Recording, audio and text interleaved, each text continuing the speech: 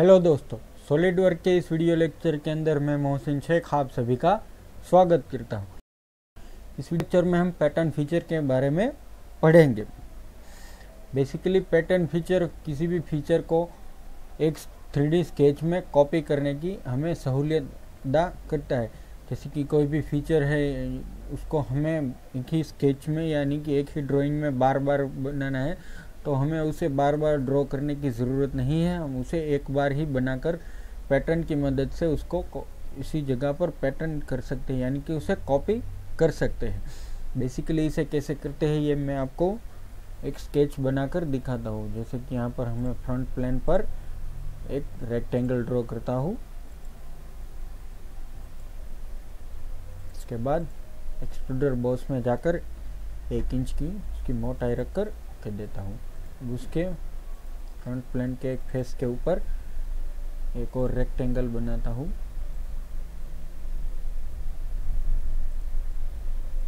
यहाँ एग्जिट हो जाता हूँ, बॉस एक्सट्रूडर करके उसकी 0.20 इंच रखकर ओके दे देता हूँ। अब यही फीचर जो दूसरा एक्सट्रूडर बॉस है उससे मुझे पूरी इस फेस पर बनाना है। तो अगर मुझे इसे बनाना है तो मैं मैन्युअली करूँगा तो मुझे सभी जगह पर ड्रॉ करना पड़ेगा स्केच और उसके बाद उसको एक्सट्रूडर करना पड़ेगा। लेकिन सॉलिडवर्क में एक लीनियर पैटर्न और सर्कुलर पैटर्न मिरर जैसे फीचर है जिसकी मदद से हम ये काम आसानी से कर सकते हैं और एक ही बार ड्रॉ करके उसको कई जगह पर कॉपी कर सकते हैं। तो ये पहला फीचर है लीनियर पैटर्न, जिसमें यहाँ पर पहली डायरेक्शन, तो यहाँ पर इस एज को सिलेक्ट करके मैं पहली डायरेक्शन लेता हूँ। दूसरी एज के लिए ये दूसरी डायरेक्शन, तो दूसरी एज हो गई। अगर आपने गलत सिलेक्ट की है तो यहाँ पर इसको ऐसे सिलेक्ट करके आप एज बदल भी सकते हो और यहाँ पर भी आप क्लिक करके उसको बदल सकते हैं। अब आता है फीचर टू पैटर्न, यानी कि जिसको हमें कॉपी करना है उसको हम उस फीचर को हम सिलेक्ट करेंगे और फिर हम देख सकते हैं एक 3D हमें व्यू मिल रहा है, लेकिन वो अभी उलझा हुआ क्योंकि हमने डिस्टेंस पॉइंट 0.10 इंच रखा है। तो अब हम डिस्टेंस बढ़ाते हैं। जैसे कि हम डिस्टेंस बढ़ाते जा रहे हैं, देख सकते हैं उलझ रही है, पैटर्न दिखाई दे रही है। तो यहाँ पर मैं पैटर्न को कम करता हूँ, देख सकते हैं 6 बाय। अब यहाँ पर भी हम डिस्टेंस बढ़ाते हैं, यहाँ पर भी मैं 6 ही ले लेता हूँ।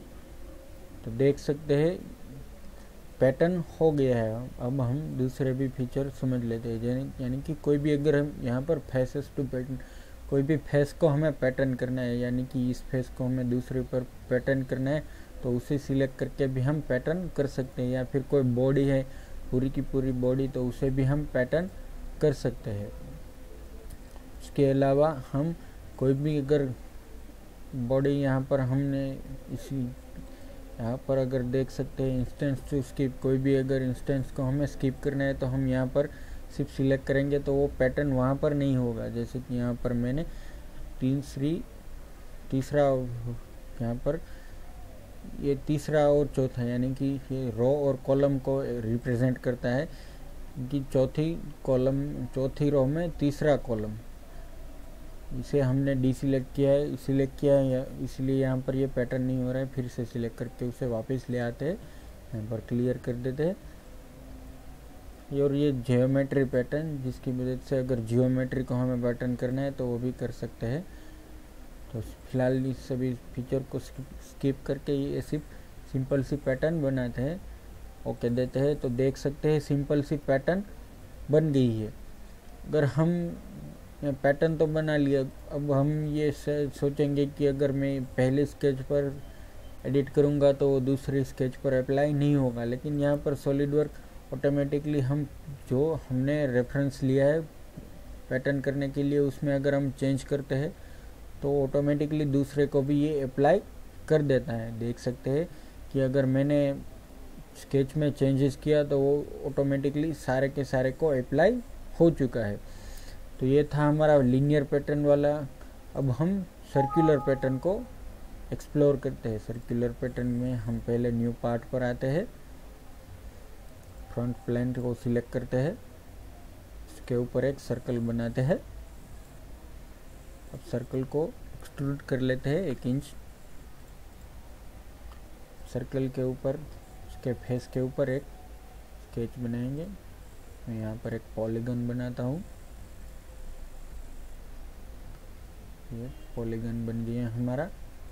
अब एक्सट्रूडर बॉस में आकर 0.20 इंच और उसे एक्सट्रूड कर लेते हैं। अब इस पॉलीगन को मुझे कॉपी करना है, लेकिन लीनियर पैटर्न में इसे मैं कॉपी करूँगा तो यहाँ पर कुछ जगहों पर वो ऑटोमेटिकली स्केच से हमारे 3D जो पहला एक्सट्रूडर बॉस है उससे बाहर चला जाएगा। तो इस प्रॉब्लम को सॉल्व करने के लिए हम सर्कुलर पैटर्न का उपयोग करते हैं। इसकी मदद से हम सर्कल में पैटर्न बना सकते हैं। यहाँ पर इसके लिए डायरेक्शन नहीं देना पड़ता, बल्कि हमें एक सर्कल को सिलेक्ट करना पड़ता है। जैसा कि लीनियर पैटर्न में है 2 एजेस को सिलेक्ट करना पड़ता है, लेकिन यहाँ पर हमें एक सर्कल को सिलेक्ट करना पड़ता है। यहाँ पर हम इसके सर्कल को एज को सिलेक्ट कर लेते हैं। अब यहाँ पर स्पेसिंग के लिए 2 ऑप्शन है। एक तो इक्वल स्पेसिंग, यानी कि जितने भी हम पैटर्न रखेंगे उसको 360 डिग्री डिवाइड कर देंगे और इक्वल स्पेसिंग रखेंगे। और अगर हम मैन्युअली डिफाइन करना चाहते हैं कि कितना स्पेस दोनों के बीच में रहेगा तो वो भी हम कर सकते हैं। यहाँ पर हम इक्वल स्पेस रखते हैं। सेम लीनियर पैटर्न के जैसा ही फीचर को सिलेक्ट कर लेते हैं, और जैसे ही हम फीचर को सिलेक्ट करते हैं वो कॉपी कर रहा है। बाकी सारे भी ऑप्शन लीनियर पैटर्न के जैसे ही है। अब देख सकते हैं अगर मैं यहाँ पर बढ़ा रहा हूँ तो वो ऑटोमेटिकली एडजस्ट कर रहा है, डिस्टेंस दोनों के बीच में एडजस्ट कर रहा है।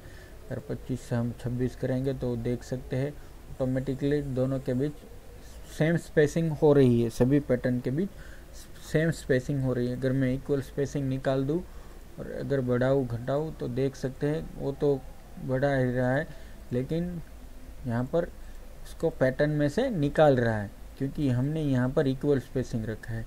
अगर हम इक्वल स्पेसिंग नहीं रखते तो ये ऑटोमेटिकली एक एक को डिलीट करके रखेगा और सभी दूसरे जो पैटर्न है उसके बीच में सेम स्पेसिंग रखेगा जो हमने यहाँ पर डिफाइन की हुई है।